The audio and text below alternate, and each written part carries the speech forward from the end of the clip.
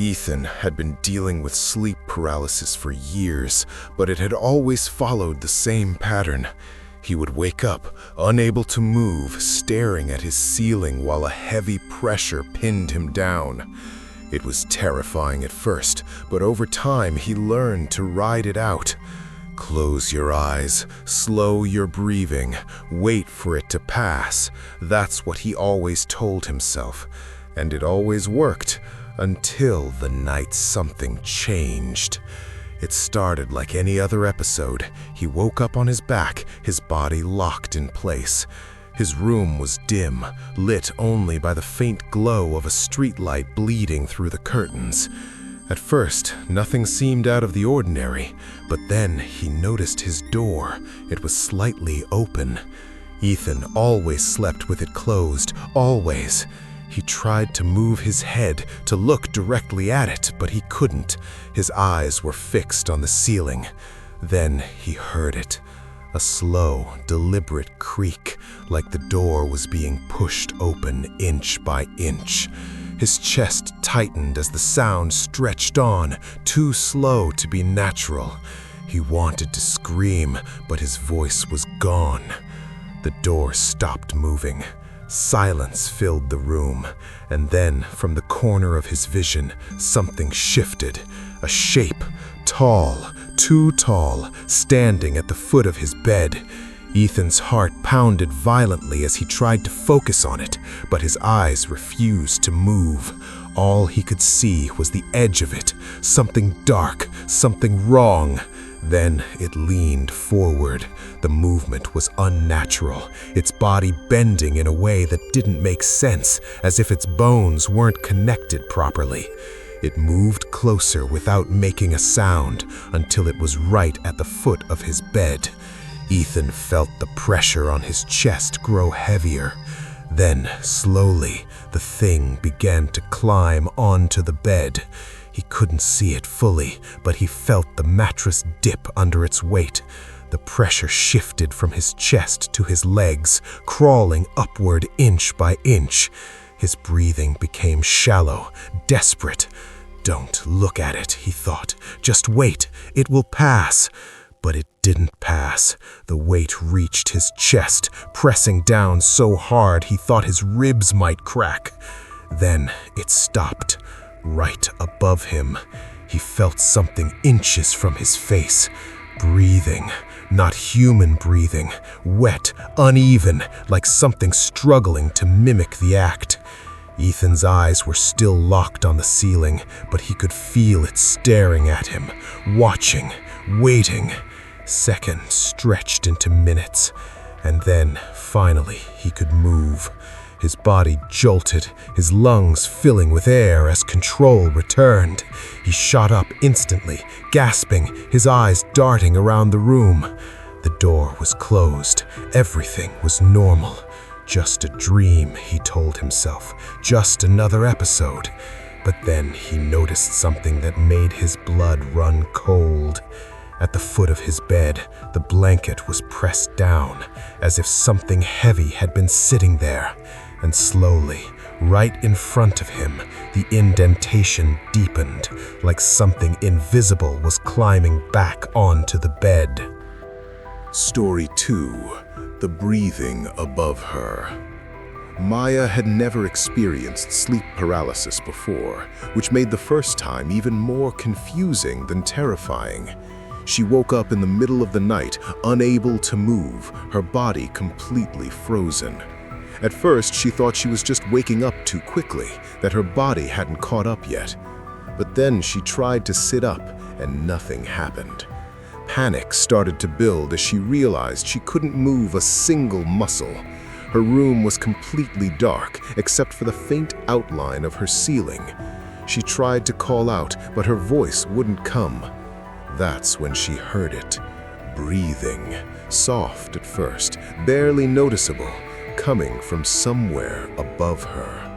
Maya's eyes strained upward, but she couldn't tilt her head. All she could see was the darkness above her. The breathing grew louder, slower, more deliberate. It wasn't her own. She could feel her chest rising and falling rapidly, but the sound above her didn't match it. It was deeper, heavier, right above her face. Then something brushed against her forehead, light, almost curious, like fingers. Her entire body went cold as she felt it trace slowly across her skin, moving down to her cheek. The breathing followed it, staying just inches away. Tears formed in her eyes as she tried to scream, but nothing came out. The fingers paused at her lips, then pressed down slightly, like they were testing if she was real. "You're awake," a voice whispered. It wasn't loud. It didn't need to be. It was right there, right above her. Maya's mind raced, trying to make sense of it, trying to force her body to move. And then, just as suddenly as it started, it stopped. The pressure vanished, the presence disappeared. She gasped as her body unlocked, shooting up into a sitting position. The room was empty, silent. She sat there for a long time, trying to calm down, convincing herself it was just a hallucination. Sleep paralysis, that's all it was. Eventually, she turned on her lamp, needing the light. And that's when she saw it. On her ceiling, directly above where her face had been, were handprints, faint, smudged, as if something had been holding itself up right above her, watching her sleep. Story 3. It learned how to move. Daniel's sleep paralysis episodes always followed one rule. He couldn't move, but nothing else could either. He would wake up, frozen, sometimes seeing shadows or shapes, but they always stayed still, like they were part of the dream, not something real. That rule kept him sane. It gave him control. As long as nothing moved, he knew it wasn't real. That's why the night it broke was the last time he ever slept in that apartment. It started the same way it always did. He woke up, unable to move, staring at the wall across from his bed. The room was dark, but he could make out the outline of his dresser, his chair, the door. And then he noticed the shadow. It was standing near the corner of the room, tall, thin, completely still. Daniel felt the usual wave of fear, but he forced himself to stay calm. "It's not real," he thought. "It won't move." Minutes passed. Nothing happened. The shadow didn't move. Daniel started to relax slightly, waiting for the paralysis to fade. And then the shadow tilted its head. Just a small movement, barely noticeable, but it moved. Daniel's heart skipped. That had never happened before. His breathing became shallow as he stared at it, hoping he imagined it. But then it took a step forward. Slow, controlled, deliberate. The sound of its foot hitting the floor was soft but unmistakable. Daniel's entire body went cold. "No," he thought, "that's not how this works." The shadow took another step forward, then another, each movement smooth, unnatural, like it was learning how to walk in real time. It reached the middle of the room and stopped, its head still tilted at that same unnatural angle. Then, in a voice that sounded like it was being dragged through broken glass, it spoke. "You can move," it said. Daniel's eyes widened. That wasn't true. He couldn't move. He knew he couldn't. "You just don't want to," the shadow continued.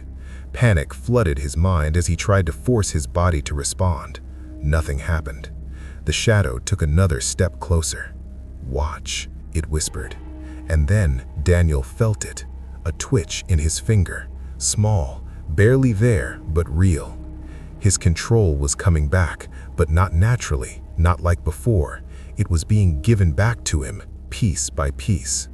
The shadow moved closer to the bed. "Good," it said softly. "Now, sit up." And against his will, his body obeyed. His torso lifted slowly, mechanically, like he was being pulled by invisible strings. Tears streamed down his face as he realized he wasn't in control anymore. The shadow was right in front of him now, close enough to touch. "Now stand," it whispered, and Daniel's legs began to move.